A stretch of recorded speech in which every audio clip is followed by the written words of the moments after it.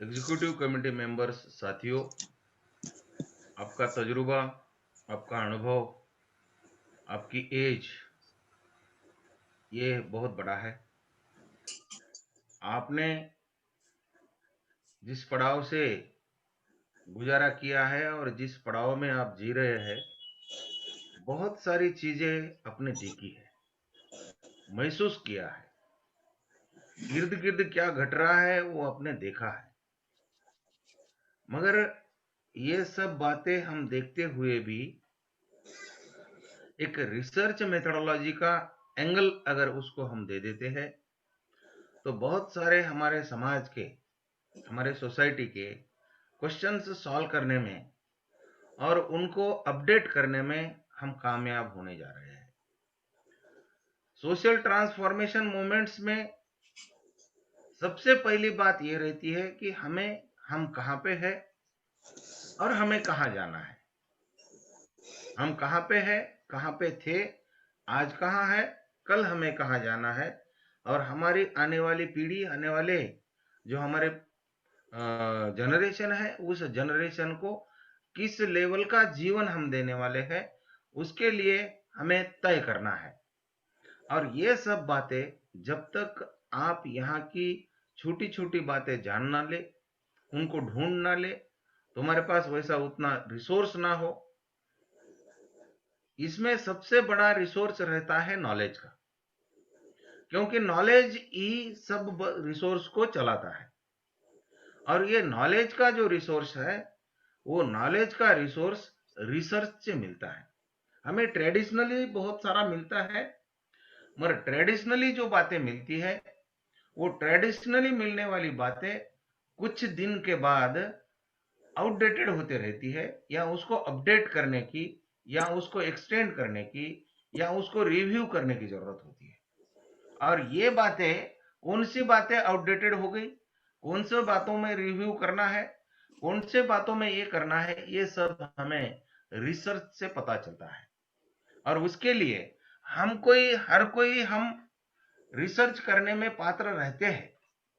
मगर यहाँ की जो व्यवस्था है, या यहाँ के जो नरेशंस है, वो नरेशंस हमको पीछे ढकल देते हैं, और वो नरेशन को ब्रेक करके हम आगे नहीं जाते।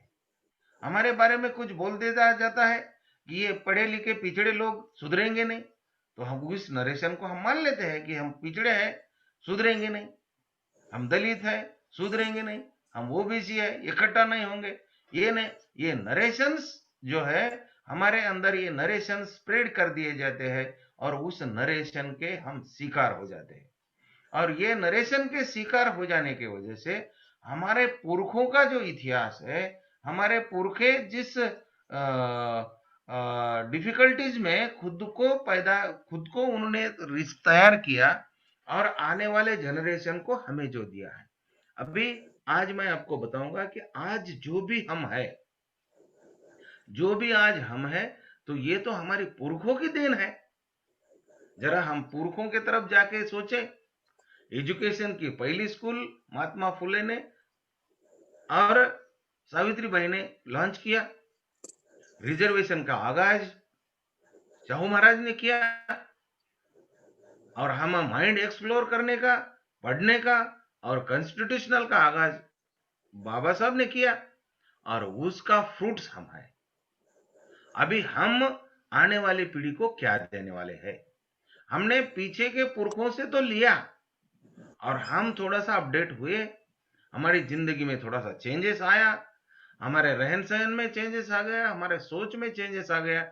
मगर आने वाले लोगों को, जनरेशन के इस युग में, इस 21st सेंचुरी में, जिस 21st सेंचुरी में इंटरनेट का जमाना है, इंटेलेक्चुअल क्लास का प्रॉब्लम है, इंटेलेक्चुअल क्लास का निर्माण होने जा रहा है। यहाँ पे नॉलेज सोसाइटी बन रही है, यहाँ पे इंटरनेशनली सब प्राइवेटाइजेशन के अंदर जा रहे हैं। और उस जमाने में हमारी जो पुरखे हैं, वो कैसी जिंदगी जीने वाले हैं, इसके लिए हमें क्या छोड़ना है, हमें क्या छोड़ के जाएंगे, उनके लिए हम क्या देके जाने वाले हैं। और ये देके जाने के लिए हमें हमारे पूरे पुरखों का नॉलेज परखना है और वो नॉलेज से आगे जाना है। उसी को ही सिंपल सा रिसर्च कहते हैं। अभी ट्रांसफॉर्मेशन करने के लिए जो मेरे पास अच्छा है उसको संजोना, उसको अपडेट करना, और जो बुरा है उसको फेंक देना। अभी हम इस दिशा से अगर सोचने निकले तो रिसर्च के बारे में हमारी जो बातें हैं, हमारी एक सोच है, उसको मैं ब्रेक करना चाहता हूं। उसके अंदर रिसर्च में आई ब्रेकिंग कहा जाता है। आई ब्रेकिंग के अंदर हमारी जो सोच है ट्रेडिशनली, वो ट्रेडिशनल सोच टूट जाए और एक नई सोच बने। और हमारे पास हम संशोधन के हमारे पास नॉलेज नहीं है, हमारे से दूसरे बहुत ब्रिलियंट है, हम हमसे वो बहुत आगे बढ़े हुए हैं, उनका संगठन बहुत मजबूत है, उनका उनका क्रियान्वयन बहुत अच्छा है, और हम अकेले हैं। ये रोना धोना रिसर्च में नहीं होता है रहता। रिसर्च में तो फैक्ट फाइंडिंग रहती है, फैक्ट फाइंडिंग के ऊपर इंप्लीमेंटेशन रहता है। तो अभी हम फैक्ट फाइंडिंग के लिए क्या करेंगे, इसके बारे में मैं रिसर्च मेथोडोलॉजी यहां से बताना शुरू कर रहा हूं। सबसे पहले हम रिसर्च मेथोडोलॉजी क्या है, इसकी स्लेसिंगर और स्टीफनसन की एक डेफिनेशन, बहुत सारे डेफिनेशंस है, मगर सबसे इंपॉर्टेंट डेफिनेशन मुझे जो लगी वो मैं आपके सामने पुट कर रहा हूं। Research methodology. अभी ये रिसर्च मेथोडोलॉजी क्या है कि कोई बात ढूंढने के लिए जो करने वाले काम है उसकी मेथड क्या रहेगी। रिसर्च यानी ढूंढना, बार बार ढूंढना, और हमारे पास जो है वो सही है कि नहीं है वो पटक पटक के देखना। जो सही है, जो मैं लेके चल रहा हूं, वो पटक पटक के देखना। जैसे सोना है तो वो तेजाब में डाल के देख लेते हैं कि ये सोना सोना है कि नहीं है। जो चीज है वो पक्की है कि नहीं है, उसको पटक के देख लेते हैं। वैसे ही रिसर्च यानी हमारे पास जो है वो हमारे काम का है कि नहीं है, उसको काम में लगा के देख लेना कि भाई मेरे पास जो है वो काम का है कि नहीं है। इसको ही रिसर्च कहते हैं। और ये रिसर्च के लिए एक मेथड रहती है, वो मेथड को रिसर्च मेथोडोलॉजी कहते हैं। इसमें रिसर्च में पहली बात क्या करनी पड़ती है, इसकी डेफिनेशन मैं आपको पढ़ के बताता हूं। The manipulation of things, concepts or symbols for the purpose of generalizing। हमारे पास जो चीजें हैं, हमारे पास जो कंसेप्ट है, हमारे पास जो सिंबल्स है, वो सिंबल्स को हमें जनरलाइज करना है, हमारे पर्पज के लिए जनरलाइज करना है। जैसे ही हमें एक राजा अशोक ने सिंह का सिंबल दे दिया, और वो जो टावर है, वो टावर हमें सिंह की तरह, लायन की तरह जिंदगी जीने का सिंबल बताता है कि तुम सिंह के जरा मजबूत हो, तुम्हारे अंदर उतनी ताकत है। और वो सिंबल को लेके हम निकल पड़े। और राजा अशोक के जमाने में वो जो सिंबल है, वो सिंबल ने बहुत सारे लोगों के अंदर एक ताकत भर दी, और वो ताकत जो है वो आगे काम करने के लिए उनको प्रेरित हुई, और वो एक बहुत बड़ा राजा वहां पे बन के वो ये सिंबल काम कर गया। गुरु गोविंद सिंह ने वहां पे एक बात बताई। गुरु गोविंद सिंह ने क्या बताई? गुरु गोविंद सिंह ने एक दोहा लिखा, चिड़ियों से मैं बाज लड़ाऊं, गिदड़ों को मैं शेर बनाऊं, 1.25 लाख से एक लड़ाऊं, तब गुरु गोविंद सिंह जी कहलाऊं। उन्होंने एक सिंबल दे दिया, एक कंसेप्ट दे दी। गुरु गोविंद सिंह ने एक कंसेप्ट दे दी, मुझे इन चिड़िया से बाज लड़ा देना है, चिड़ियों को इतनी ताकतवर बना देना है कि ये चिड़िया बाज से झगड़ पड़े। मुझे गिदड़ों को इतना मजबूत बना देना चाहिए कि वो शेर से पंगा ले ले, और एक आदमी इतना ताकतवर बनाना है कि वो 1.25 लाख का इक्वल हो जाए। ये बात मैं करके बताऊंगा। ये गुरु गोविंद सिंह ने कंसेप्ट ली, और उस कंसेप्ट से इतनी बड़ी कौम चल पड़ी, और वो कौम एक सम्मानित कौम करके आगे आने में कामयाब होने लगी। अभी हम जो पीबीएसपी के अंदर काम करने निकले हैं, हमारी क्या कंसेप्ट है, हम कौन कौन हम खुद को 1.25 लाख के बराबर बनाने वाले हैं। हमारे एक के अंदर वो ताकत रहेगी कि यहाँ के जो बड़े बड़े सूरमा है, वो सूरमा हमारे सामने आके एक आदमी, एक पीएसबी पीबीएसपी का कार्यकर्ता, एक आदमी 1.25 लाख के बराबर होगा। उसकी फिजिकल, मेंटल, रिसर्च और उसका इंटेलिजेंस उस लेवल का होगा कि वो आने वाले दिनों में हर कोई चीज का, हर किसी का आंसर देने में वो रहेगा। ये कंसेप्ट उसके अंदर है। और हमारे पास जो भी थिंग्स है, वो थिंग्स को लेके हमारे पास जो भी मटेरियल है, हमारे पास जो भी रिसोर्सेस है, वो रिसोर्स को हमें एक लाइन में मैनिपुलेट करना है। हमारे पास जो भी रिसर्च है, वो रिसर्च को, हमारे पास जो भी थिंग्स है, उसको एक ऐसे लाइन में लगाना है कि वो बहुत से बड़ा बन जाए। और ये बनाने की कृति करना, इसी को ही रिसर्च करते हैं, इसको जनरलाइज करना है। और ये जनरलाइज करने के लिए फिर हमारे पास क्या क्या है, हमें हमें गुरु गोविंद गुरु ने क्या कहा है, हमें बुद्धा ने क्या कहा है, हमें बाबा साहब ने क्या कहा है, हमें महात्मा फुले ने क्या कहा है, हमारे ये सब लोगों ने क्या कहा है, और उसमें से कितनी बातें आज के काम की है। आज थोड़ा सा फैक्ट में जाएंगे, तो फैक्ट में जाएंगे तो टूटेगा, थोड़ा सा पंच होगा। फैक्ट जब देखेंगे तो ये सब लगेगा आज तुम हम सब लोग जो है क्या कर रहे हैं, खाली बाबा साहब और शाहू महाराज और महात्मा फुले, इनकी रटी रटाई बातें हमारे स्पीच में ला ले रहे हैं। फैक्ट ये है, रटी रटाई बातें स्पीच में ला ले रहे हैं। रटी वो बातें रहे, उनका इंपॉर्टेंस मैं कम नहीं आंक रहा हूं, मगर वो बातों को कोई न्यू डायमेंशन, 21st सेंचुरी का डायमेंशन, रिसर्च मेथोडोलॉजी का डायमेंशन, उसको कुछ आज इंटरनेट का डायमेंशन, वो आज पूरे दुनिया का नॉलेज हमारे पास है, उसको एक नया डायमेंशन देने का हम क्या कर रहे हैं क्या? वो डायमेंशन को हमें देखना है, उसके लिए उसको एक्सटेंड करना है। हमारे पुरखों ने जो हमें दिया, वो पुरखों ने हमें दिया, उसको हमें एक्सटेंड करना है।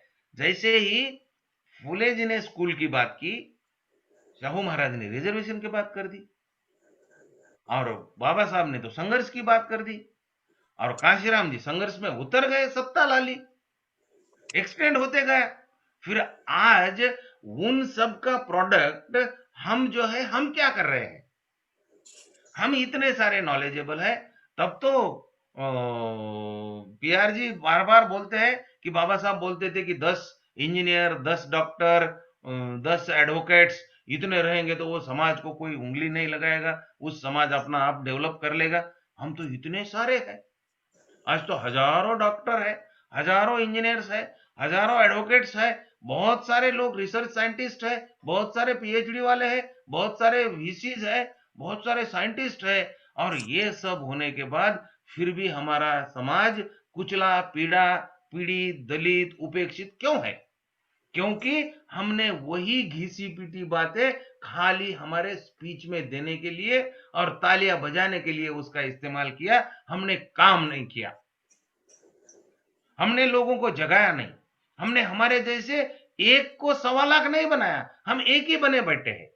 हम प्रोफेसर बन गए तो मैं अकेला ही प्रोफेसरी एंजॉय कर रहा हूं, कोई इंजीनियर बन गया अकेला ही इंजीनियर की एंजॉय कर रहा है, कोई डॉक्टर बन गया अकेला ही डॉक्टर की एंजॉय कर रहा है। अरे वो सब बातें, वो गुरु गोविंद सिंह की 1 लाख को 1.25 लाख से लड़ाऊं, चिड़िया को मैं बाज लड़ाऊं, ये कहा गया?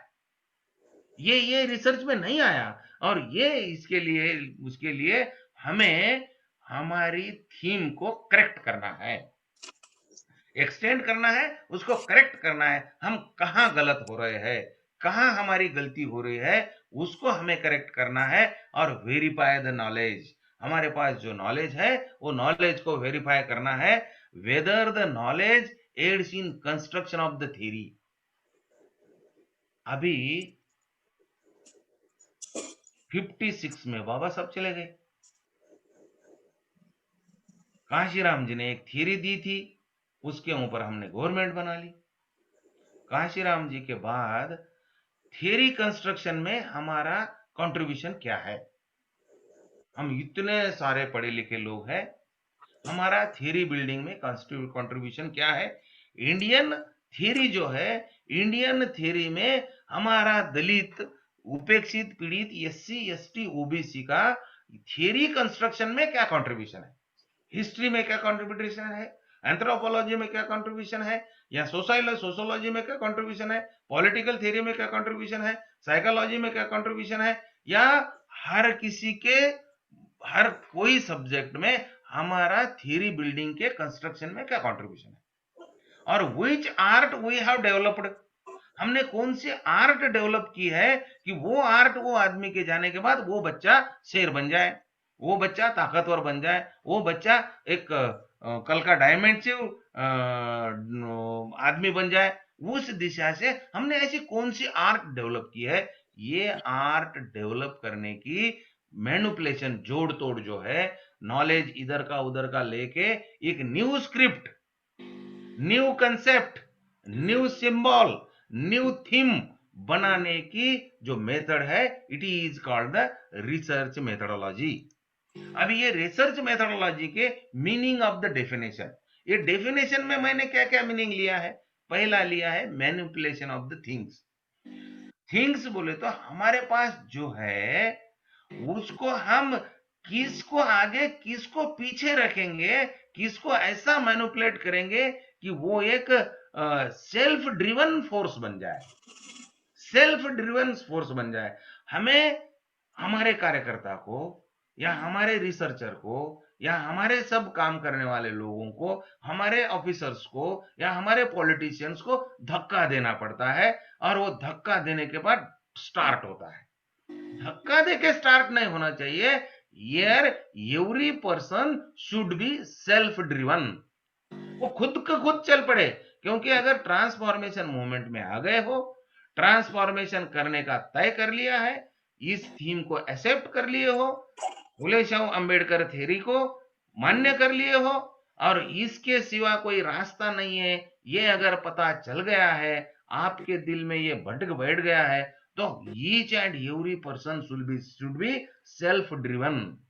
सेल्फ मैनिपुलेट ऐसा होना है कि हमें सेल्फ ड्रिवन होना है। हम जब मैं यहाँ से वहां तक जाऊंगा तो मैं चार रास्ते में चार लोगों को ये बातें बता के ही रहूंगा, आते समय चार लोगों को ये बातें बताते रहूंगा, और ये मूवमेंट को आदमी जोड़ते रहेंगे। और हमारा पास जो नॉलेज है, हमारे पास जो रिसर्च है, वो रिसर्च से हर कोई आदमी फायदेमंद होते रहे। और we should be play as a alchemy, we should play as a alchemy. जो मेरे संपर्क में आएगा वो अमेरिकनाइज्ड बन जाएगा, जो मेरे संपर्क में आएगा वो मानवतावादी बन जाएगा। मेरा थिंग्स जो है, मेरी जो बात है, मैं वो बात मैं ऐसी मैनिपुलेट कर दूं, मैं उसको ऐसा एक प्रोडक्ट बना दूं, ऐसी एक बात बना दूं कि वो मेरे संपर्क में आए तो मेरा बन जाए। और मेरी मूवमेंट के लिए, ये जो हमारी मानवतावादी की मूवमेंट है, हमारे जो पुरखों की मूवमेंट है, ये सेवालाल से लेके गोविंद गुरु से लेके जिस जिसका नाम लो,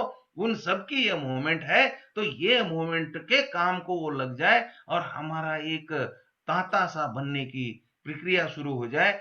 इसके लिए हमें ये थिंग को लाइन आउट करना है। It is called the manipulation of the things.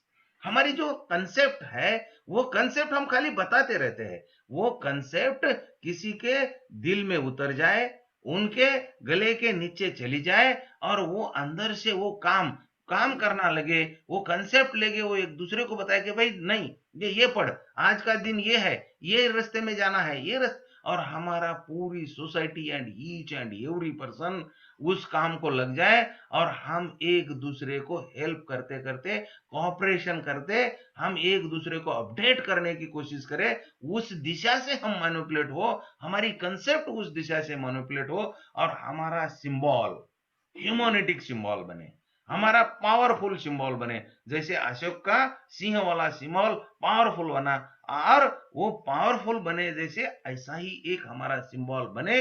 और जैसे ही हम एम के एसओटी का नाम ले ले, एम के एसओटी का स्टूडेंट बोले तो एक डायनामिक, हर किसी का, हमारा नहीं, हमारे अगेंस्ट रहने वाले का, उनका भी ये बात निकले कि नहीं, ये MK SOT से ट्रेन करके आया है, वे डायनामिक पर्सनालिटी। ये सिंबल हमारे पीछे लगना चाहिए, और ये सिंबल लगने के लिए हमारे खुद के थिंग को हमें मैनिपुलेट करना है for the purpose of generalisation. हमने नॉलेज तो ले लिया, हमारे पास कुछ MBBS का नॉलेज आ गया, कुछ इंजीनियरिंग का आ गया, कुछ सोशियोलॉजी का आ गया, कुछ पब्लिक एडमिनिस्ट्रेशन का आ गया, कुछ आ गया, हम वो लेके बैठ गए। हमारे पास कोई अकाउंटिंग का एक्सपीरियंस आ गया, कोई ड्राइविंग का एक्सपीरियंस आ गया, हम जो जो भी काम किए उसका एक्सपीरियंस आ गया, जैसे ही हमने मोमेंट में काम किया हर बात का हमें एक्सपीरियंस आ गया। वो एक्सपीरियंस को हमने जनरलाइज किया क्या? ये डेफिनेशन बताती है कि भाई आपको नॉलेज लेना है, कोई थिंग को मैनिपुलेट करना है, कंसेप्ट को मैनिपुलेट करना है, सिंबल को मैनिपुलेट करना है, तो उसको जनरलाइज भी करना है। खाली आप से ये सब थिंग ला लोगे और एक के ऊपर एक रख के शोभा बढ़ाते रहोगे, ये शोभा बढ़ाने से तो बात नहीं होगी। उसके लिए ये सब जो बातें हम मिलाएंगे, उस बातों को हमें जनरलाइज करना होगा। हमारे लोग जहां जहां रहते होंगे, हमें उनके पास जाना होगा, नहीं तो उनको हमारे पास लाना होगा, और ये सबको जनरलाइज करके होल सोसाइटी इसको अपडेट करना है। होल सोसाइटी को इस एक पीड़ित, उपेक्षित जीवन से, अपमानित जीवन से उभरना है। हम जो बातें लेके बैठे हैं वो बहुत सारे बातें अपमानित बातें हैं, वो अपमानित बातें होने के बाद भी हम छोड़ते नहीं है, उसको पकड़ के बैठे हैं, उसको आइडेंटिटी, उसको सम्मानित बनाने की कोशिश कर नहीं है। वो जो अपमानित है तो है, उसको छोड़ दो, और ये बातें जनरलाइज करके हमें अपडेट कर लेना है। दूसरे उसके अंदर डेफिनेशन के में एक्सटेंड द नॉलेज। नॉलेज के अंदर जो हमारे पास नॉलेज है, वो नॉलेज को एक्सटेंड करते रहना चाहिए, कंटिन्यूस उसमें ऐड होते रहना चाहिए, न्यू थिंग्स आनी चाहिए, आते रहनी चाहिए। और ये हमारा पुराना जो दागिना है या पुराना जो ऑर्नामेंट है, वो ऑर्नामेंट को और चमकाना चाहिए, पुराने इसको और चमकाना चाहिए, और उतनी उतनी बातें आगे हम करते रहने चाहिए, और हमारे करेक्ट करके नॉलेज को वेरीफाई करना है, whether that knowledge aids in construction theory और any practice of the art. और ये आर्ट के बनाना चाहिए। मीनिंग ऑफ द रिसर्च का मतलब क्या है? The term research refer to the systematic method consist of enunciating the problem। हमारे पास जो भी प्रॉब्लम है, वो प्रॉब्लम को एक्सप्लेन करने की ये मेथड है। अभी अगर हमारे पास प्रॉब्लम है तो वो प्रॉब्लम को हम एक्सप्लेन करें। अभी हम गाइडलाइन के लिए दूसरे के पास क्यों जाते हैं? क्योंकि हमारे पास एक्सप्लेन की कैपेसिटी नहीं रहती, उसके लिए हम लोगों को पूछने जाते। लोगों को पूछने जाने के बजाय हम अगर सिस्टमैटिक मेथड से प्रॉब्लम को एक्सप्लेन करने का सीख ले, या हमारा एक रिसर्च विंग ऐसी हो जाए कि वो सब प्रॉब्लम को एक्सप्लेन करने की बात कर ले, और वो सब प्रॉब्लम एक्सप्लेन करके हमारे सब लोगों के पास रख दे, तो वो लोगों को वो इजीएस्ट जाएगा, प्रॉब्लम एक्सप्लेन हो जाएगा। और जब प्रॉब्लम एक्सप्लेन हो जाएगा तो हर बात के लिए हमें किसी के ऊपर डिपेंड नहीं रहना पड़ेगा। आज क्या है हमारे पास, हम इंडिपेंडेंट नहीं है बहुत सारी बातों में, हम किसी के डिपेंडेंसी के ऊपर है। हमारे पास जो नॉलेज है वो भी हम दूसरे की किताबों से लाते हैं, हमने किताबें लिखी नहीं है, हमने रिसर्च किया नहीं है, हमने उसके बारे में जाता नहीं है, और दूसरी की बातें पढ़ के किसी का नरेशन उठा के वो नरेशन को क्रिटिसाइज करते रहते हैं। कोई भी वहां के उधर से एक नरेशन आ जाता है, ये ऐसा ऐसा है, फेंक दिया वो नरेशन, हम वो नरेशन को पकड़ते हैं, हम कूटते बैठते हैं। अरे वो छोड़ दो, वो नरेशन हमें डिस्टर्ब करने के लिए भेज रहा है। हम हमारा काम करते रहे, हम खुद एक्सप्लेन करें, हम खुद सोचे, हम उस दिशा से जाए, और हमारे प्रॉब्लम क्या है वो प्रॉब्लम को हम आगे ले जाए। मगर हमारे प्रॉब्लम भी दूसरे तय करते हैं, और दूसरे प्रॉब्लम तय करते हैं, और वो प्रॉब्लम को, वो नरेशन को हम क्रिटिसाइज करने में हमारा टाइम गंवा देते हैं। हमारा प्रॉब्लम क्या है वो हमसे ज्यादा कोई नहीं जानता है। हमारा क्या प्रॉब्लम है वो हमसे ज्यादा कोई नहीं जानता है। खाली उस प्रॉब्लम को समझ के लेके उसका सॉल्यूशन हमें ही बताना है और उस सॉल्यूशन को लेके हमें ही चलना है। ये इसको formulation of the hypothesis. Hypothesis बोले तो हमारे आइडियल आंसर्स, आइडियल आंसर्स क्या होंगे, इसमें से हम क्या रास्ता निकालेंगे, it is called the hypothesis. Hypothesis बहुत बहुत बड़ी बात नहीं है। हाइपोथेसिस बोले तो is is the easiest term. हमारा अच्छा वेल आंसर क्या होगा, हम इसको आंसर क्या देने वाले हैं, हमारा फ्यूचर क्या होगा, that future answer is called the hypothesis. Collecting the facts. अभी रिसर्च करने के लिए फैक्ट कलेक्ट करना पड़ता है। अभी कभी कभार हम फैक्ट से डर जाते हैं और फैक्ट से डर के भ्रम में चले जाते हैं। बहुत सारा हमारा भ्रम है कि हम बोल देते नहीं नहीं अभी दलित बहुत पड़ गया है, अभी ओबीसी बहुत सुधर गया है, अभी ये बोले तो ये हम झूठा बोल रहे हैं, ये फैक्ट नहीं है। ये हम हमारे हमारे इसको हमारे नाकामी को छुपाने के लिए उसके ऊपर हम लगा रहे हैं, ये पैचिंग कर रहे हैं, ये पैचिंग कर रहे हैं। नहीं नहीं हम तो ये कर लेंगे, हम अभी राज्य घटना बदलने नहीं देंगे, मार देंगे, काट देंगे, तोड़ देंगे। ये सब बातें जो है ये हमारी नाकामयाबी को छुपाने के लिए हम ऊपर से ये लिपापोती कर रहे हैं। लिपापोती करना और फैक्ट ढूंढना इसमें डिफरेंस है। तो उसके लिए हमें फैक्ट के तरफ जाना चाहिए। जो मेरा गलत है वो गलत है, मैं एक्सेप्ट कर लूं और मैं निकल लूं। गलती एक्सेप्ट करना कोई बुरी बात नहीं है और गलती एक्सेप्ट करने के हमें कोई पनिश करने वाला नहीं है। हमने स्टडी किया है, नहीं किया है, नहीं किया है, किया है तो क्या किया है वो पुट करेंगे, नहीं किया है तो आज से करना शुरू कर लेंगे। Because we are the intellectual person, हम पढ़े लिखे लोग हैं, हमारे पास तजुर्बा है। We are getting the highest marks in the degrees and diplomas in the post graduates. हम कॉम्पिटेटिव एग्जाम में हम बहुत सारे हायर पोजीशन लेके आए हुए लोग हैं, मगर हमारे से काम हुआ या नहीं हुआ, नहीं हुआ है तो मान लो नहीं हुआ है, आज से करना शुरू कर देंगे।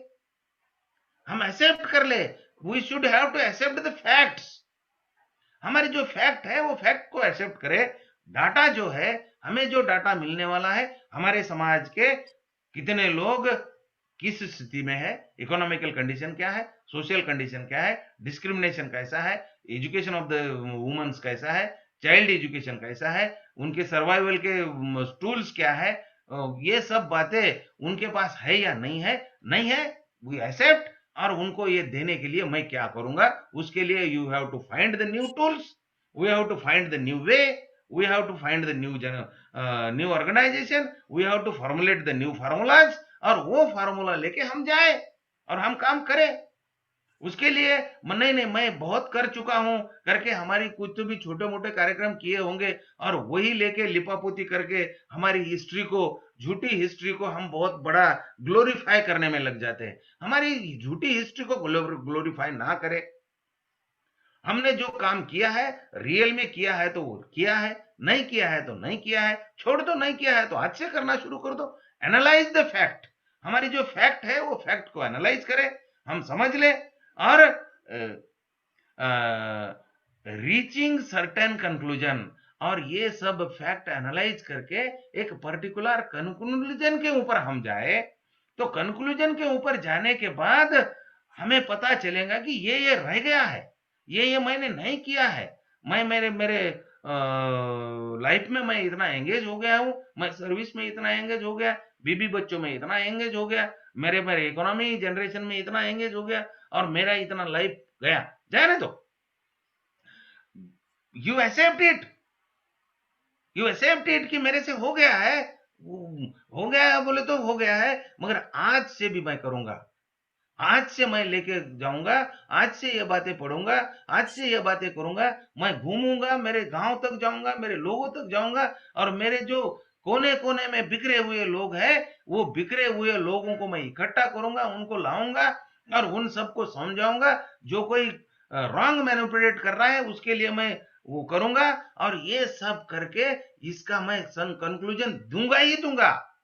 Each and every person have that potential, that ambition, और वो ambition से लेके हम अगर निकलते हैं तो हम रिसर्च मेथोडोलॉजी के हर बातों को हम ढूंढ के निकालते हैं, और उसको एक्सेप्ट करके हम अगर काम करने निकलेंगे तो हमें कंक्लूजन के बाद बेटर सॉल्यूशन हम निकाल लेंगे।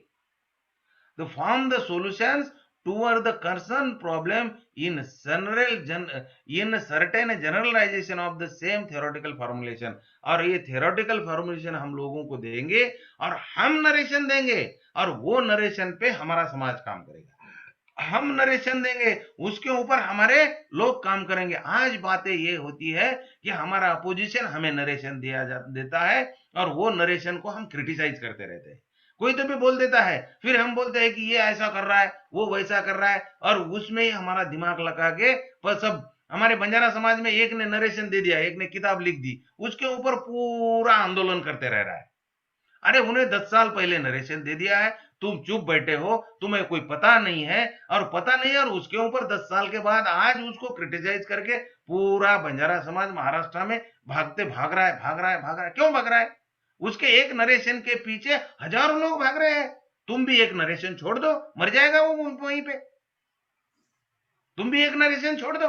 मगर हम नरेशन छोड़ते नहीं है, क्योंकि नरेशन छोड़ने के लिए हमें वो फैक्ट मालूम चाहिए, उतना रिसर्च चाहिए, वो डायरेक्शन चाहिए, और हम एक नरेशन छोड़ दे, उनके नरेशन से हम ना मरे, हमारे नरेशन से वो मरे, हमारे बाण से वो मरे। आज तो बाण ये नहीं है कि भाई कोई तोप डाक देगा, कोई गोली चला देगा, आज कोई बाण छोड़ देगा, आज कोई तलवार मार देगा, ये तो नहीं है। आज तो खाली नरेशन के बाण है, उनके नरेशन को ही हम छाटते रहते। अभी हम भी एक नरेशन बना के छोड़ेंगे, वो नरेशन से वो सब तिल मिला जाएंगे, वो सब तिल मिला जाएंगे। और ये नरेशन छोड़ने का काम हमारे पुरखों से अगर देखे तो हमारे पुरखों ने एक एक नरेशन छोड़ा है, और एक नरेशन छोड़ने के, ये कंसेप्ट छोड़ने के पूरे एक कबीर का दोहा मुझे आता है, कबीर ने एक नरेशन छोड़ दिया, जतरा में पतरा बिठाया पर तीरथ बनाया पानी,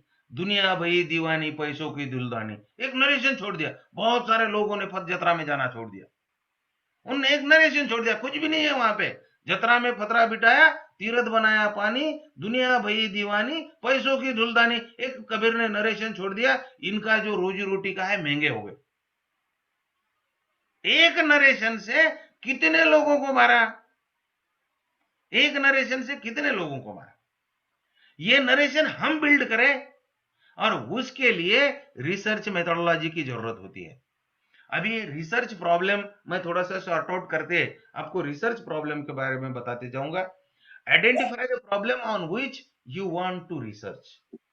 आप किस प्रॉब्लम, क्योंकि ये दुनिया इतनी बड़ी है, प्रॉब्लम्स इतने हैं, और इतने प्रॉब्लम को हम लोगों को किसी एक प्रॉब्लम आइडेंटिफाई करके उसके ऊपर रिसर्च करना पड़ेगा। एक आदमी तो पूरा नहीं कर पाएगा, उसके लिए हमें socio economical, political, health, labor, farmer, any problem. You take the any problem. I have taken the one problem in here.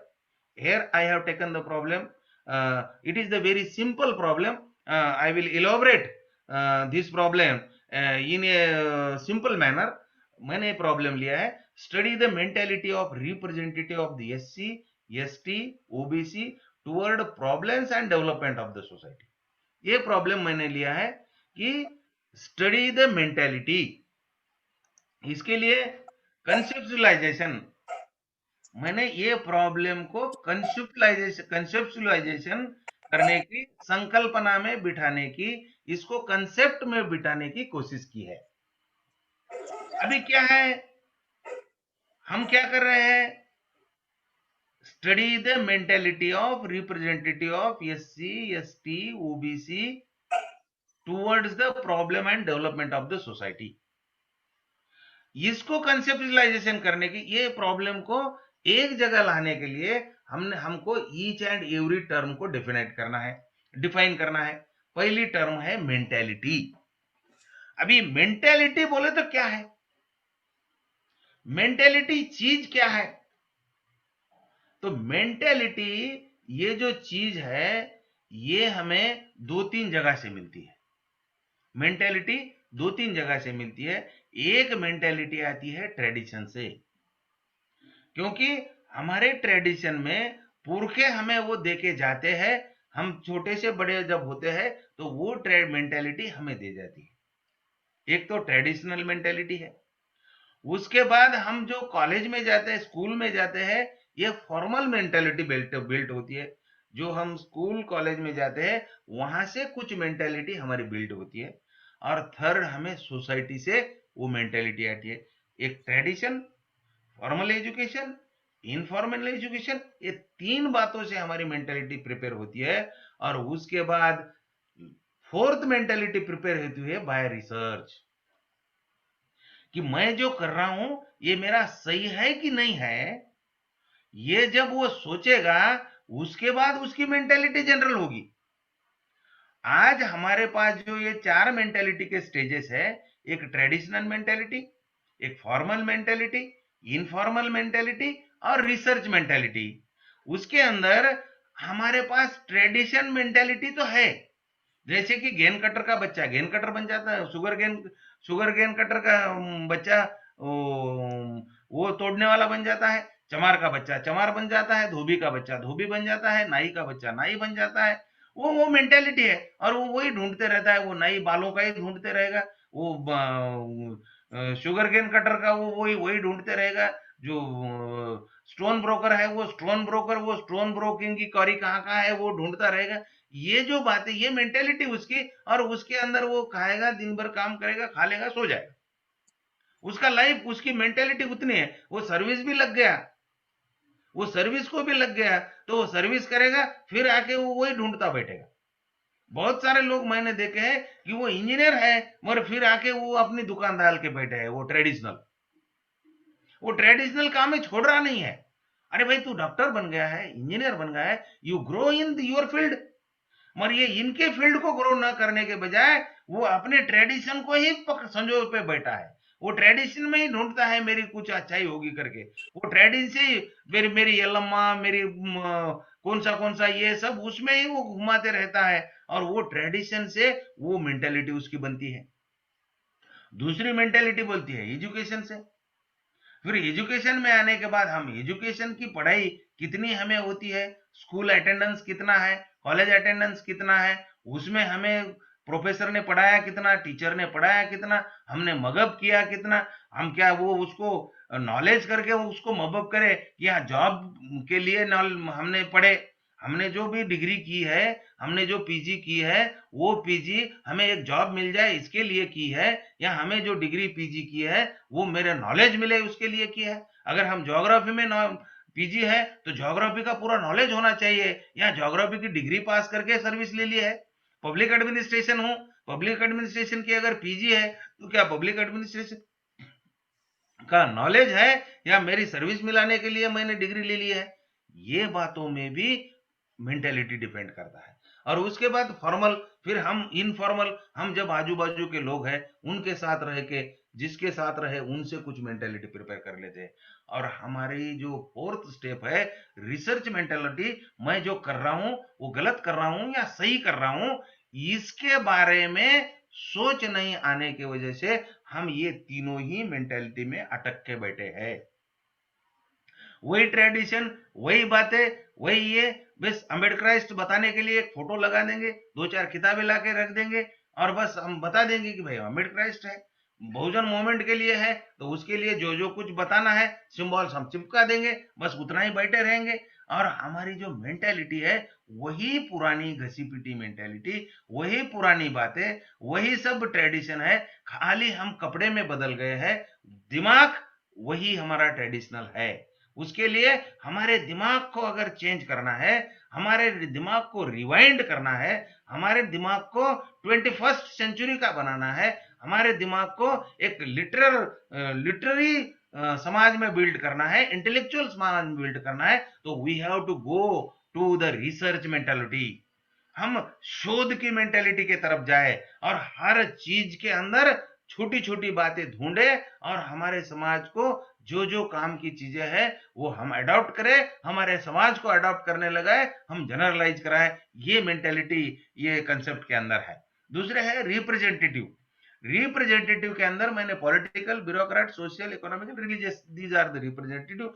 मगर रिप्रेजेंटेटिव फीलिंग है क्या हमारे अंतर्गत? हम जो रिप्रेजेंटेटिव है वो रिप्रेजेंटेटिव हम खुद का बन गए। We are the representative of the SC, we are the representative of the ST, we are the representative of OBC. अगर हम रिप्रेजेंटेटिव है तो अकेला ही पेमेंट क्यों ले रहा है? पेमेंट तो रिप्रेजेंटेशन का मिल रहा है ना, पोजीशन तो रिप्रेजेंटेशन की मिली है ना, एमपी तो रिप्रेजेंटेशन से बना है ना, एमएलए तो रिप्रेजेंटेशन से बना है, आईएएस आईपीएस रिप्रेजेंटेशन है, प्यून भी बना है तो रिप्रेजेंटेशन है। अगर रिप्रेजेंटेशन है तो why you are alone enjoying the representation? Representation अगर है तो वो अकेले को ही क्यों मिल रहा है? वो तो समाज को मिलना चाहिए। हमें रिप्रेजेंटेशन का डेफिनेशन पता नहीं है, रिप्रेजेंटेशन का डेफिनेशन पता नहीं है। We are the representative of the society. whatever the bureaucrats, whatever the politicians, whatever the social leaders, whatever the economical leaders, religious leader, हमें रिप्रेजेंटेटिव है। हम रिप्रेजेंटेटिव है करके हमारी वैल्यू है। हम अगर रिप्रेजेंटेशन निकाल देते हैं तो हमारी कुछ वैल्यू नहीं है। और वही रिप्रेजेंटेशन को हम भूल गए हैं, वही बात हम समझ रहे नहीं है। हमको लगता है हम एमपी बन गया तो उसको बनता है मैं एमपी बन गया। अरे भाई तू एमपी बना नहीं है, you are the representative of SC ST और ओबीसी। उसका रिप्रेजेंटेशन है। इतने लोगों का मुख है तू, तुम्हारे मुख से इतने लोगों के प्रॉब्लम निकलना चाहिए, तुम्हारे दिमाग से इतने लोगों के लिए सॉल्यूशन निकलना चाहिए, तुम्हारे इकोनॉमी से इतने लोगों को बेनिफिट मिलना चाहिए। Because all are the supporter of you and you are the face of them. Whatever the bureaucrats, हम जो है हम समाज के फेस है, और हम समाज के फेस बन के हम वहां पे आए हैं। और हम समाज के फेस बन, वही हमें मालूम नहीं कि मैं समाज का फेस हूं, मैं समाज का रिप्रेजेंटेशन हूं, यही हमें मालूम नहीं है। और मुझे लगता है कि मेरे को सर्विस लग गई, ये मेरा है। मेरा नहीं है, ये समाज का है। I am the representative of the society. ये कंसेप्ट हमें क्लियर होनी चाहिए। सेकंड कंसेप्ट है एससी एसटी ओबीसी। अभी एससी एसटी ओबीसी इसके अंदर एससी ग्रुप बना ही नहीं है,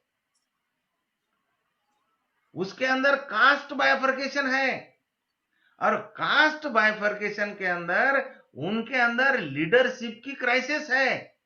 और लीडरशिप की क्राइसिस की वजह से एससी का कुछ तबका ही अपर चला गया है और कुछ तबका लो लेवल पे रह गया है। कोई उसके तरफ ध्यान नहीं दे रहा है।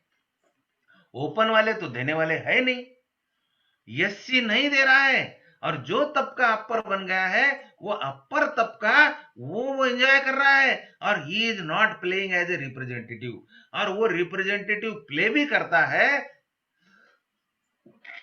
तो वो कास्ट रिप्रेजेंटेशन प्ले करता है, एससी रिप्रेजेंटेशन नहीं प्ले करता है। कास्ट रिप्रेजेंटेशन प्ले करता है, एससी रिप्रेजेंटेशन नहीं प्ले करता है। एसटी का मेंबर है, एसटी का मेंबर एसटी रिप्रेजेंटेशन प्ले नहीं करता है। एसटी के अंदर की जो छोटी सी कास्ट है या उसकी जो मेजर कास्ट है वो मेजर कास्ट को वो प्ले करता है। और वो मेजर कास्ट को प्ले करने की वजह से मेजॉरिटी ऑफ द एसटी के जो पार्ट है वो दुर्लक्षित रह गए, वो छूट गए और उनको कोई देख रहा नहीं है। और same happen in the OBC and VJNTs. इनमें से जो सुधर गए हैं वो सुधर गए, वो उतना ही वो अपना हक समझ रहे हैं। जैसे मैं बंजारे हूं, मेरे इसमें विजेंटी में 3% में 48 कास्ट आती है। 48 कास्ट में मुझे लगता है ये मेरे बंजारे के लिए है। अरे व्हाट अबाउट द 47 कास्ट? वो कहाँ है? उनके लिए कुछ काम किया है? उनको कोई जोड़ा है? उनको कोई पता लिया है? वो नहीं लिया है। और उसके लिए आज भी हमारी कंसेप्ट जो है, एससी को हमने चैनलाइज नहीं किया है, एसटी को चैनलाइज नहीं किया है, ओबीसी को चैनलाइज नहीं किया है, और उसके लिए SC plus ST plus OBC is equal to 85%। ये जो कंसेप्ट थे माइनर और माइनॉरिटीज, इसको मिला के जो 85% कंसेप्ट है, वो कंसेप्ट तक हम क्यों नहीं पहुंच पा रहे हैं? क्योंकि हमारे एससी के अंदर ही बाइफर्केशन है, एसटी के अंदर ही बाइफर्केशन है, ओबीसी के अंदर ही बाइफर्केशन है। ये बाइफर्केशन को कैसा निकाला जाए? हमारी किस बातों पे ऊपर डिफरेंशिएशन है, किस बातों पे ऊपर एक वाक्यता है? जो बातों के ऊपर हमारी यूनिटी है वो ले, जिस बातों के ऊपर हमारा डिफरेंशिएशन है उसको कम करें, और उसके माध्यम से हम एससी नाम का ग्रुप बनाए, एसटी नाम का ग्रुप बनाए, ओबीसी नाम का ग्रुप बनाए। आज भी इंडिया में ये ग्रुप बने नहीं है। कोई एक सिंगल कास्ट उसको लीड कर रही है, और उसी को ही एससी का मूवमेंट बोला जाता है। कोई एक सिंगल कास्ट लीड कर रही है, उसको ही एसटी का मूवमेंट बोला जाता है। कोई सिंगल कास्ट लीड कर रही है, उसको ही ओबीसी का मूवमेंट बोला जाता है। unanimously all caste are not converted in the SC, are not converted in the OBC, are not converted in the ST। हमारे पुरखों ने ये सोचा था, जब उनको लगा था कि एससी एसटी ओबीसी ये सब हो जाएंगे तो ये ग्रुप बन जाएगा, और ये इंटरलिंक होके सत्ता के तरफ चले जाएंगे, और ये इंट्रोड्यूस हो जाएंगे। मगर वो जो बात है हमारे पुरखों ने रखी थी, वो हम नहीं समझ पाए, हमारी इंटेलिजेंस उसकी तरफ नहीं गया। और उसके लिए क्यों नहीं गया? कि ये ढूंढ रहे नहीं है हम, इसको हम ढूंढे, और उसके लिए ये सब बातों से लेके जो प्रॉब्लम्स है, वो प्रॉब्लम को शॉर्ट आउट करके, वो प्रॉब्लम को लेके फिर हम डेवलपमेंट का मीटर्स क्या है, डेवलपमेंट के पैरामीटर्स क्या है, सोसाइटी के पैरामीटर्स क्या है, गुड सोसाइटी में क्या क्या होना चाहिए, what is mean by the bad society, what is mean by the good society, bad society के हमारे कितने लक्षण हैं, वो हम कैसे कम करें, गुड सोसाइटी के लक्षण कैसे डाले, इसके लिए हमें ये प्रॉब्लम को समझ के लेना है। और ये प्रॉब्लम को समझ के लेने के बाद अभी अभी आगे हमें जाना है। ये सब प्रॉब्लम के लिए मैंने कुछ ऑब्जेक्टिव्स फिक्स किए हैं। ये प्रॉब्लम कैसे करने के लिए ऑब्जेक्टिव फिक्स किए हैं। एक है identify the mentality of universe, identify the mentality of universe. Universe बोले तो मैं जो ये टॉपिक लिया हूं, ये टॉपिक का दुनिया, वर्ल्ड, यूनिवर्स, इसके अंदर क्या है? SC ST OBC. तो मैं सोचूंगा तो किसके बारे में सोचूंगा? एससी एसटी ओबीसी के बारे में सोचूंगा, इसको छोड़ के नहीं सोचूंगा। इसको यूनिवर्स बोलते हैं। ऑब्जेक्टिव फिक्स करने के लिए identify the mentality of universe. Universe बोले तो मेरी जो दुनिया, मैं जो संशोधन की दुनिया, मेरी जो रिसर्च की दुनिया फिक्स कर रहा हूं, मैं जो रिसर्च का सर्कल फिक्स कर रहा हूं, वो रिसर्च का सर्कल क्या रहेगा? एससी एसटी ओबीसी रहेगा। मेरे रिसर्च का सर्कल एससी एसटी ओबीसी रहेगा। इसके लिए मैंने बोला identify the mentality of universe. Universe बोले तो एससी एसटी ओबीसी की मेंटेलिटी की मुझे स्टडी करनी है। What is my second objective? Describe the representation and meaning of the representatives. मुझे क्या करना है? सेकंड मेरा ऑब्जेक्टिव है कि रिप्रेजेंटेशन का मीनिंग डिस्क्राइब करना है। Describe the representation and meaning of representative. Representation को मुझे डिस्क्राइब करना है कि ये रिप्रेजेंटेशन क्या चीज है, और रिप्रेजेंटेटिव का मीनिंग क्या है, रिप्रेजेंटेशन होता क्या है, रिप्रेजेंटेशन बात है क्या, और ये रिप्रेजेंटेशन हमारे पुरखों ने रखा क्या, रखा क्यों? रिप्रेजेंटेशन इसके लिए रखा गया है कि भाई एक पुलिस स्टेशन में एससी का पुलिस रहेगा, अगर एससी के लड़की के ऊपर वहां पे डिस्क्रिमिनेशन या किसी के ऊपर डिस्क्रिमिनेशन होगा तो वहां पे खड़ा हो जाएगा, ये मेरा एससी का है, इसके ऊपर मैं डिस्क्रिमिनेशन नहीं होने दूंगा। एसटी का है, एसटी का आदमी वहां पे है, डिस्क्रिमिनेशन हो रहा है तो वहां पे खड़ा हो जाएगा। ये एससी एसटी ओबीसी के they become the part of the administration. जहां पे भी एडमिनिस्ट्रेशन रहेगा वो छोटा से छोटा एडमिनिस्ट्रेशन रह के बड़े से बड़े एडमिनिस्ट्रेशन में ये रिप्रेजेंटेशन का इन्वॉल्वमेंट होगा। वहां पे एससी होगा, वहां पे एसटी होगा, वहां पे ओबीसी होगा, ये सब वहां पे हो गए। एक पुलिस स्टेशन में 50 पुलिस रहेंगे तो उसमें एससी रहेगा, एसटी रहेगा, ओबीसी रहेगा। और अगर वहां पे एससी के ऊपर डिस्क्रिमिनेशन होगा तो एससी का पुलिस खड़ा हो जाएगा कि इसके ऊपर डिस्क्रिमिनेशन नहीं होना चाहिए। एसटी के ऊपर डिस्क्रिमिनेशन होगा तो एसटी खड़ा हो जाएगा, ओबीसी के ऊपर इस डिस्क्रिमिनेशन होगा तो ओबीसी वो खड़ा हो जाएगा। और ये डिस्क्रिमिनेशन नहीं होने देंगे एडमिनिस्ट्रेशन के अंदर। पॉलिटिकल डिस्क्रिमिनेशन होगा तो पॉलिटिकली हमारे एमपीज खड़े हो जाएंगे, पॉलिटिकली हमारे एमएलए खड़ा हो जाएंगे, पॉलिटिकली हमारे जेडपी मेंबर या मेयर्स खड़े हो जाएंगे, काउंसिलर्स खड़े हो जाएंगे और डिस्क्रिमिनेशन नहीं होने देंगे। This is the concept. और ये बात लेके रिप्रेजेंटेशन तय किया गया है। मगर अभी ये रिप्रेजेंटेटिव को मालूम है क्या? जो रिप्रेजेंटेटिव है वो रिप्रेजेंटेटिव फील करते हैं क्या इसका हमें ढूंढना है, इसका शोध लेना है। उसके लिए describe the representation and meaning of the representative, ये हमें सेकंड ऑब्जेक्टिव हमारा ये है। दूसरा objective, who are the SC ST and OBC, ये कौन है ये लोग, ये एससी कौन है, ये कहां से आया है, ये एसटी कहां से आया है, ये ओबीसी कहां से आया है। इसको हमें डिफाइन करना है, इसको आइडेंटिफाई करना है कि भाई हिस्ट्री में लेके हमारे पुरखों से लेके एंशियंट इंडिया से लेके ये जो अछूत लोग है, ये जो दलित लोग है, ये जो लोगों को इनका जो ह्यूमन राइट्स बैन किया गया है, इन लोगों को जीने का जो अधिकार नहीं दिया गया है, इनको जो इकोनॉमी छीनी गई है, इनके पास से जो राइट्स छीने गए हैं, इनको बोलने का हक नहीं है, पढ़ने का हक नहीं है, सुनने का हक नहीं है, खुद डेवलप करने का हक नहीं है, ये इनको क्यों दिया गया है और ये देने वाले किसने दिया और ये सब लोग कैसे यहाँ पे डिस्क्रिमिनेटेड पीपल करके रहे, इनको आइडेंटिफाई करना है हमें। हु आर द एससीज, ये एससी कौन है। उसके लिए बाबा साहब ने लिखा हु वेयर द सुधराज। उसके लिए एसटी जो है, ये एसटी जंगल में रह गए, प्रधान रह गया, वो माड़िया रह गया, गोंड रह गया, माना रह गया, ये सब रह गए। ये जंगल में क्यों रह गए, ये क्यों नहीं आए यहाँ पे, ये क्यों नहीं आए, ये जंगल में ही रह गए, जंगल में ही खाए। आज उनको नेक्सलाइट करके डिक्लेयर करके उनको गोलियां क्यों मारी जा रही है, ये इसको आइडेंटिफाई करना है सेकंड ऑब्जेक्टिव में। ये ओबीसी क्या है, ये सब लोग काम करने वाले कामगार लोग हैं। फिर ये कामगार लोग कौन है, क्या है, इनका इंटरनल रिलेशन क्या है, इनके अंदर इनके कल्चरल, इकोनॉमिकल, सोशल एस्पेक्ट्स क्या है, इसको आइडेंटिफाई ये ऑब्जेक्टिव में करना है। आगे का ऑब्जेक्टिव है to determine the problem related with universe.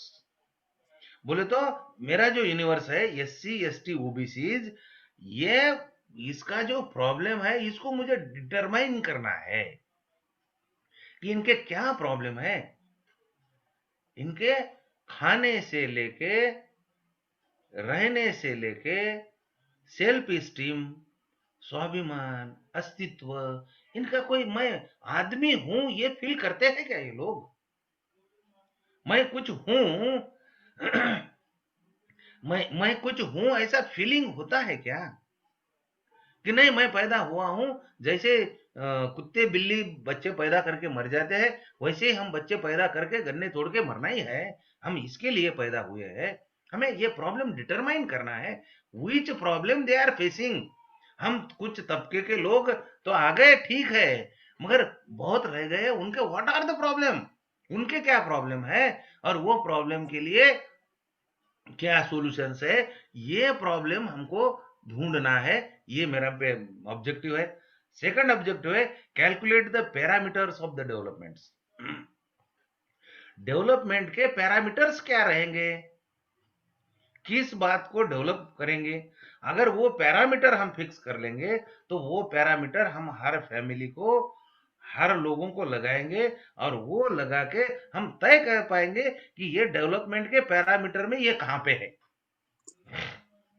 ये डेवलपमेंट का जो पैरामीटर हम फिक्स करेंगे, वो पैरामीटर में ये कौन सी जिंदगी जी रहे हैं, ये कौन सा क्या है इनका, ये fix the parameter. How society effect due to non performance of the universe.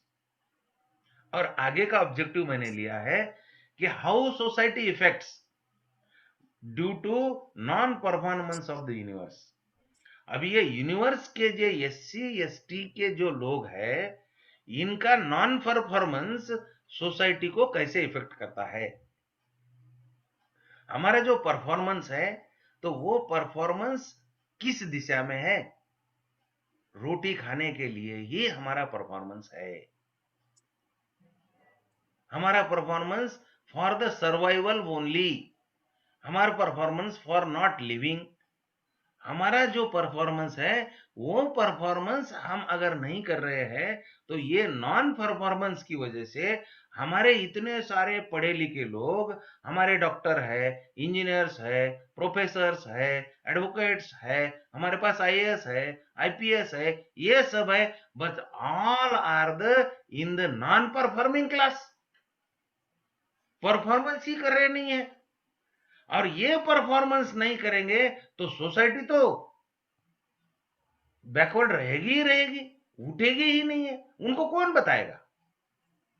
ये जो यूनिवर्स है, यूनिवर्स के रिप्रेजेंटेटिव अगर परफॉर्मेंस नहीं करते हैं, इनका नॉन परफॉर्मेंस है, ये नॉन रिप्रेजेंटेटिव का परफॉर्मेंस उनको डेवलप करेगा, मगर वो रिप्रेजेंटेटिव का परफॉर्मेंस नहीं कर रहे हैं, तो ये सोसाइटी तो अफेक्ट होगी। और ये ढूंढने का मैंने ऑब्जेक्टिव रखा है। इसके लिए मैंने हाइपोथेसिस पिक किया है कि ये ऑब्जेक्टिव रखे तो हमारे हाइपोथेसिस क्या होंगे, हम ये क्वेश्चन से लेके आंसर तक कैसे जाएंगे, वो आंसर्स मैंने फिक्स किए हैं। It is called the hypothesis.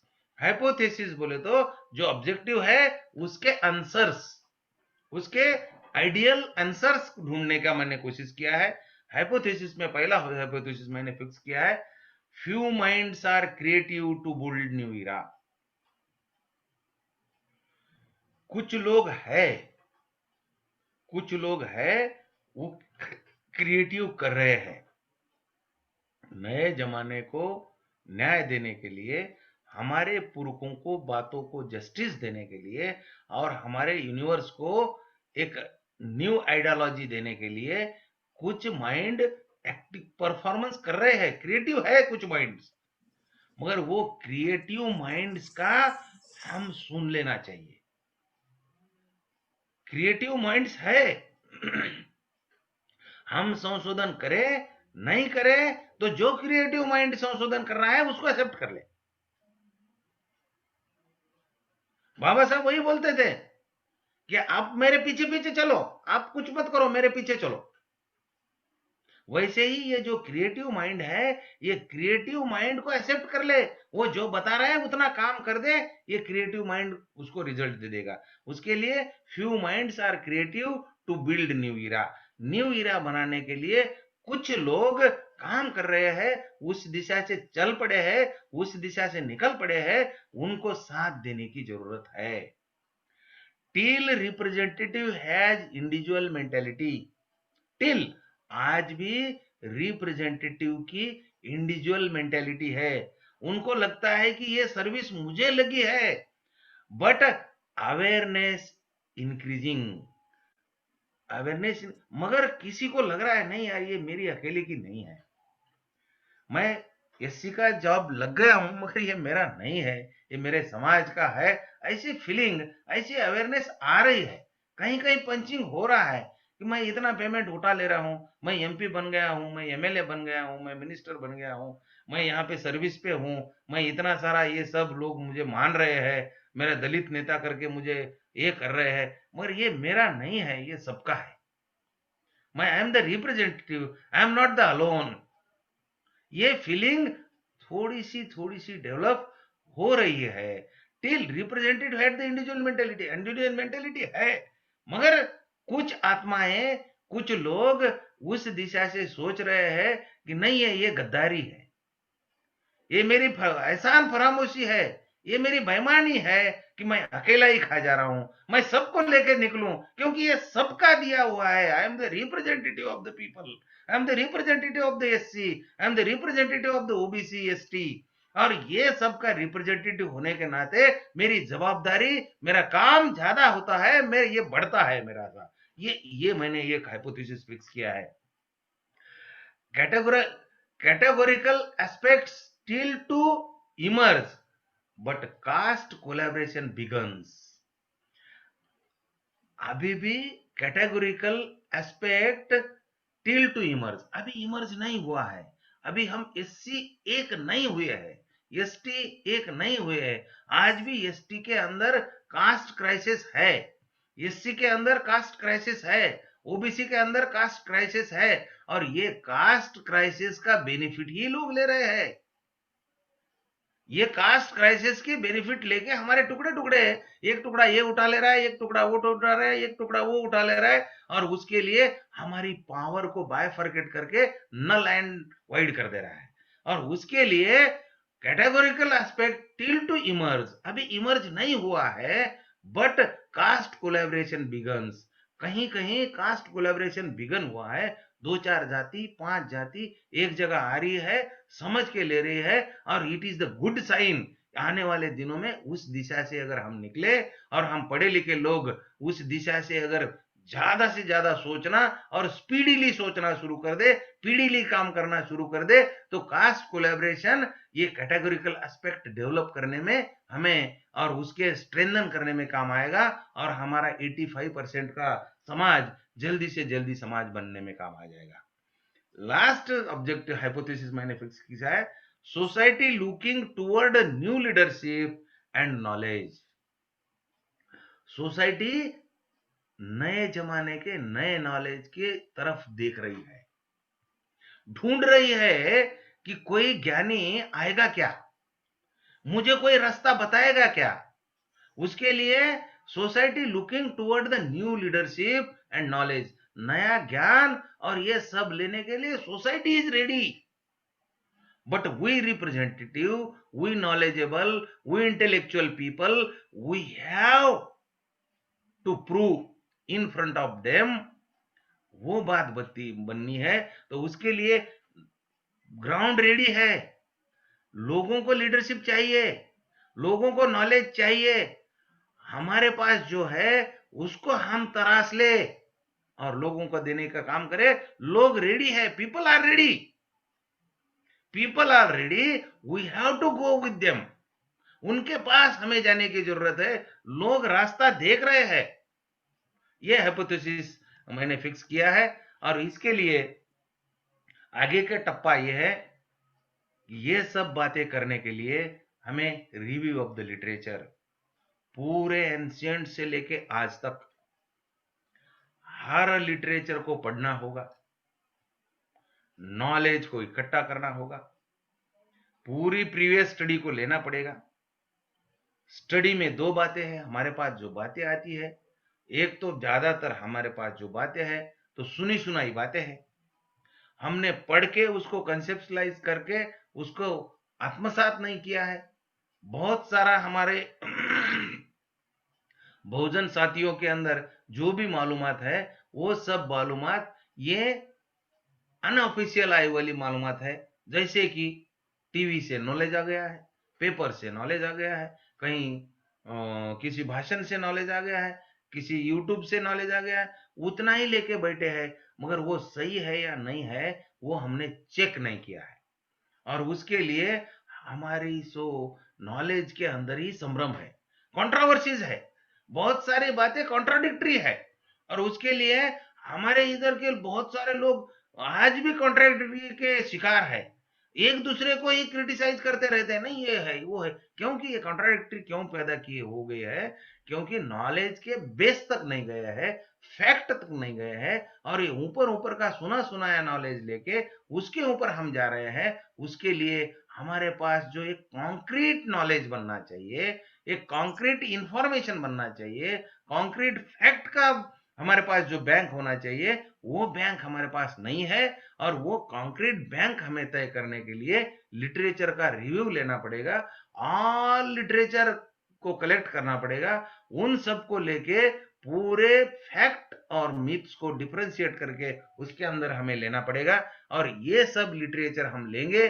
तो वो डाटा हमारे पास आएगा, और वो डाटा हमारे पास आने के बाद प्राइमरी डाटा, सेकेंडरी डाटा तो लिटरेचर से आएगा। प्राइमरी डाटा हम हर लोगों का एक्सपीरियंस कलेक्ट करेंगे, क्वेश्चनर कलेक्ट करेंगे, और वो सब कलेक्ट करके हमारे साथ जब लाएंगे, तो ये सब बातें कलेक्ट करके हम जब एनालाइज करेंगे, वो एनालाइज करके टेबुलेशन करके एनालाइज करेंगे, और ये सब एनालाइज करने के बाद एक गुड कंक्लूजन, एक अच्छा रास्ता हमारे सामने दिखेगा, एक अच्छी बात हमारे सामने दिखेगी, और ये अच्छी बात को लेके हम लोग उसके ऊपर कॉन्सेंट्रेट हो, एक जगह उसके ऊपर आए, उसको एक्सेप्ट कर ले, और हमारे समाज के लिए एक अच्छा रास्ता ढूंढ ले। यही बात रिसर्च से मिलती है। मैं इंट्रोडक्टरी इतना ही बता के ठहरूंगा। आप सब लोगों को जाते जाते एक बात बताऊंगा, रास्ते क्या है, राह गुजर क्या है। रास्ते क्या है, राह गुजर क्या है, अगर रास्ता चलना ही है तो डर कैसा। रास्ते क्या है, राह गुजर क्या है, अगर रास्ता चलना ही है तो डर कैसा। खुद ने पैदा किए हुए सूरज से उजाले मांगो, खुद ने पैदा किए हुए सूरज से उजाले मांगो। भीख में दी हुई किरणों का भरोसा क्या है, भीख में दी हुई किरणों का भरोसा क्या है। जय भीम, जय भारत, जय भीम, जय Bharat. Thank you very much,